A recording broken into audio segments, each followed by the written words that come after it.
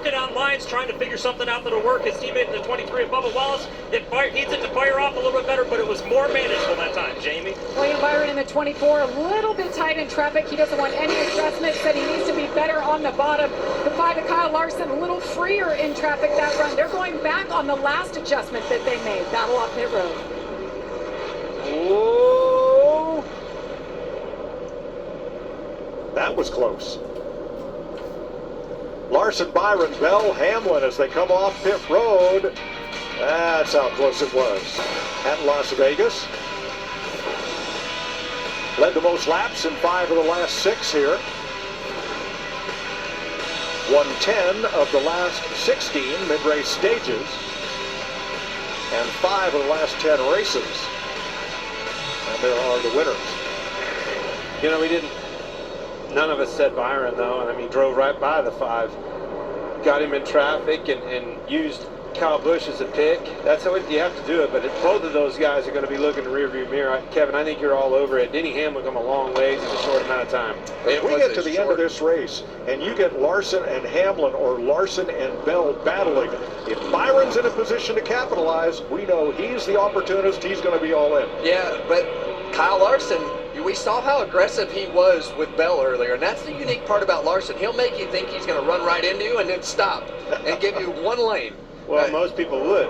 But that's well, that's what happened with Bell earlier. I think Bell thought he was going to run into him, but that's something that Kyle Larson does really well. You'll think he's going to squeeze you, but he's still going to give you a lane, but he's going to make you think that there's nothing there. You're going to see the volume turn up right here. I'm serious. These guys are going to go after it. I want clean air. You talked about Kyle. What's wrong with your car? Kyle said on his radio that the tires are going away because he pushed it too hard at the beginning. All right, here they come to the Echo Park Automotive Restart Zone for Stage 3. We've been caution-free today, except for the stage brakes. Larson, Byron, bring them across the line. We're green. Larson got a little better start right there, but that outside lane is connected. Sometimes that will give them a little bit of run, but it'll all come back together off of turn 2 as we see them three wide on the 3rd row. Chase Elliott way up high. Now he has company. 3 abreast. Whoa, here comes Bell. Not waiting. Bell to the bottom, looking for the lead. He may get second here, but Hamlin with a big run off the corner up top. Not the restart Kyle Busch wanted at all. Surprising. Bell Larson. Larson. Bell surprised him getting into turn 3 there, and he had to lift. Reddick up for 5th.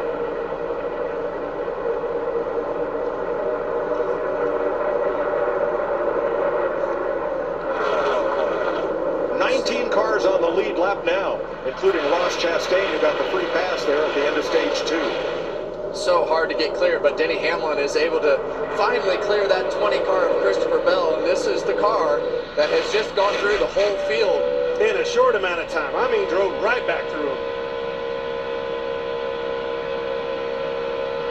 So much throttle time here. All the way up to the back bumper of William Byron in a couple laps once he finally got clear of Christopher Bell. Listen to that throttle on time.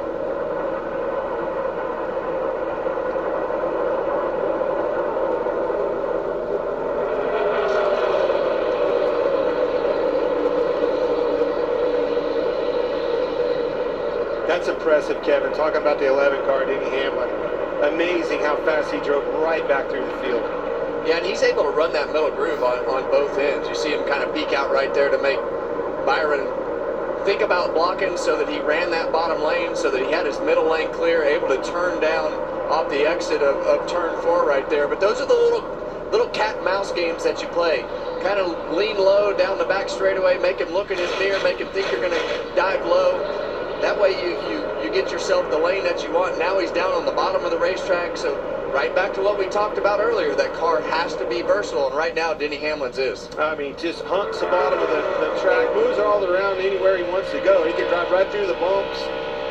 It'll answer the call for sure. And that's the one thing I like about the way that these Gibbs cars ride the bumps. We saw in qualifying, they just seem to absorb the bumps better through turns 1 and 2, but having that mechanical grip is so important at this racetrack in order to get the balance right on your car.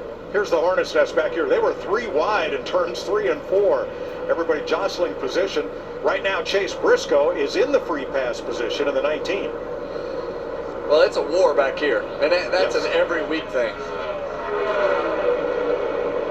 See AJ Allmendinger leading this pack. That's 21st on back, and it's just your cars aren't handled as good. They don't have the speed that the cars up front, so you just wind up with more guys in that hornet's nest, and usually everybody's mad, so it becomes a little more unfriendly. Oh, yeah. Hocevar there a lap down after that speeding penalty. And all of this is a product of having green flag racing, except for the stage breaks. Fellows with, let's say, not the best strategy or not the best car, get a lap down, and it's like Briscoe, and it's just so hard to recover. Very hard. It's taken him, we're talking about stage 3 with a great race car with his teammates who drove up through the field. He's been mired in traffic trying to dig himself out of this hole because of a mistake early on all day long. Very frustrating. Kyle Busch right with him, 2 laps down. The first car 2 laps down, but where he's running on the racetrack, almost no hope of getting back to 1 lap down and getting the free pass unless they change their strategy. I'm going to go back to the top view right there. You're looking at Byron. Did a great job of holding that 11 up, making him use those tires up, being in that wake.